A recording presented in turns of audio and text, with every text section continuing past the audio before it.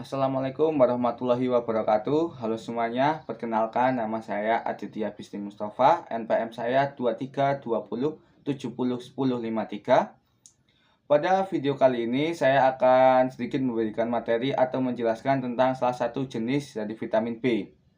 Nah, untuk vitamin B-nya yang akan kita bahas di video kali ini yaitu vitamin B7 atau yang biasa kita sebut dengan biotin.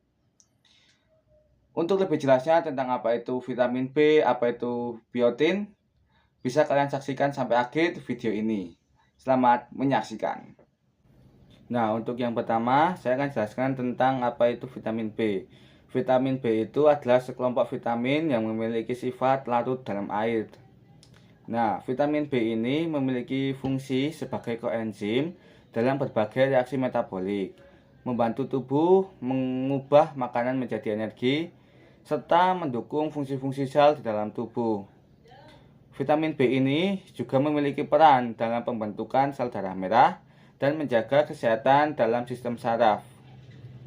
Nah, seperti yang saya jelaskan pertama tadi bahwa vitamin B ini larut dalam air, sehingga kelebihan dari vitamin B ini adalah dapat dikeluarkan melalui urin karena sifatnya yang larut dalam air tadi. Nah, untuk vitamin B sendiri itu ada banyak jenisnya teman-teman. Dan juga dari setiap satu jenisnya itu ada manfaatnya masing-masing. Jenis yang pertama itu ada vitamin B1 atau tiamin yang berperan penting untuk metabolisme karbohidrat dan berperan dalam fungsi sistem saraf. Kemudian ada vitamin B2 atau riboflavin yang berfungsi untuk mendukung kesehatan kulit, mata, dan sistem saraf. Kemudian ada vitamin B3 atau niacin yang berperan dalam metabolisme energi dan menjaga kesehatan kulit. Selanjutnya ada vitamin B5 asam pantotenat yang terlibat dalam sistem sintetis hormon dan metabolisme lemak. Kemudian ada vitamin B6 pyridoxine yang berperan penting untuk metabolisme protein dan produksi neurotransmitter. Kemudian ada B7 atau biotin yang berperan dalam metabolisme karbohidrat dan lemak serta mendukung kesehatan rambut dan kulit. Kemudian ada juga vitamin B9 atau asam folat. Vitamin ini krusial untuk sintetis DNA dan pembentukan sel darah merah, terutama penting untuk selama kehamilan. Jadi vitamin B9 ini vitamin B yang penting selama kehamilan. Kemudian untuk vitamin yang terakhir yaitu vitamin B12 atau kobalamin. Vitamin ini diperlukan untuk pembentukan sel darah merah dan fungsi neurologis.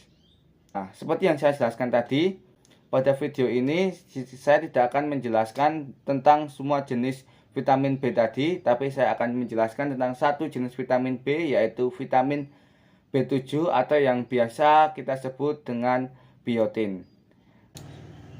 Nah, untuk selanjutnya saya akan menjelaskan tentang apa itu vitamin B7 atau yang biasa disebut dengan biotin.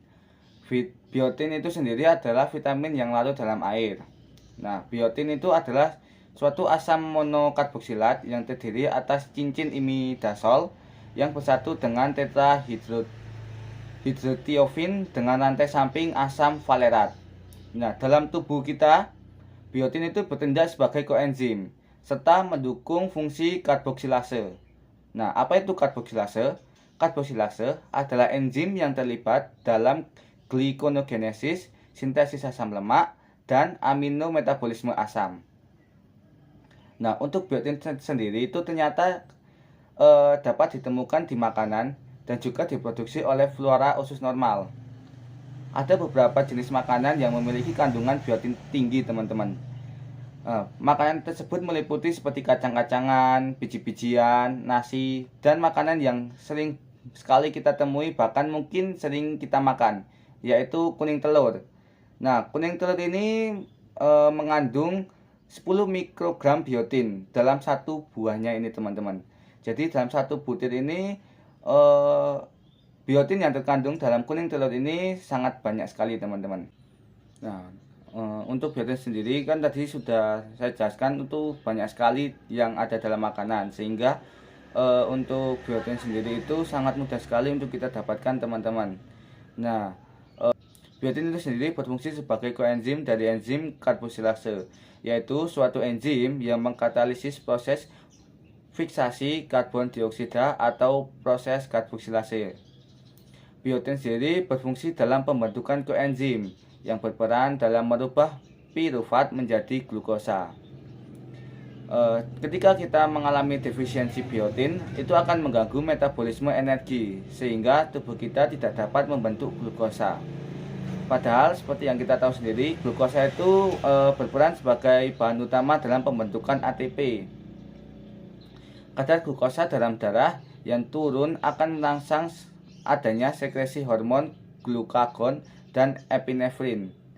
Epinefrin ini sendiri berperan dalam memobilisasi simpanan karbohidrat dan lemak, serta meningkatkan kadar glukosa dan asam lemak, dan memperkuat sistem saraf dan sistem simpatif untuk mempersiapkan tubuh dalam respon fight or flight gitu teman-teman.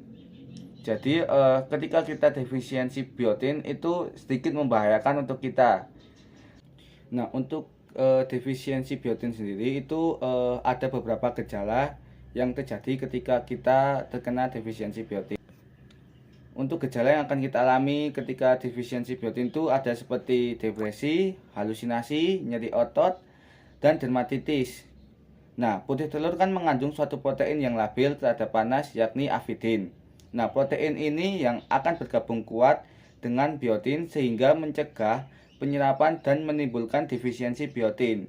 Jadi, selain kuning telur yang bermanfaat, putih telur juga bermanfaat karena akan bergabung dengan biotin. Nah, sedangkan saat kita mengkonsumsi telur mentah itu dapat menyebabkan defisiensi biotin.